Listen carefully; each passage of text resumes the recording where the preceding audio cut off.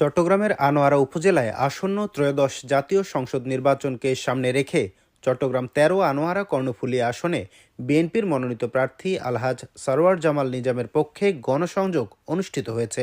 রবিবার বিকেল ৪টার দিকে উপজেলার ৫ নম্বর বরুমচড়া ইউনিয়নে এ গণসংযোগ কর্মসূচি পালন করা হয়।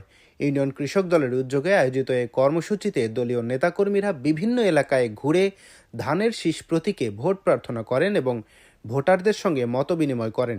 গণসংযোগকালে উপস্থিত ছিলেন চট্টগ্রাম দক্ষিণ জেলা কৃষক দলের সিনিয়র যুগ্ম আহ্বায়ক ও আনোয়ারা উপজেলা কৃষক দলের আহ্বায়ক সালাউদ্দিন সুমন, উপজেলা কৃষক দলের যুগ্ম আহ্বায়ক আনোয়ার হোসেন, বরুমচড়া ইউনিয়ন কৃষক দলের সভাপতি মোহাম্মদ ইদ্রিস, সাধারণ সম্পাদক শাহাবুদ্দিন, সাংগঠনিক সম্পাদক মোহাম্মদ জাফর, জসিমউদ্দিন, জামাল উদ্দিন সহ স্থানীয় নেতৃবৃন্দ।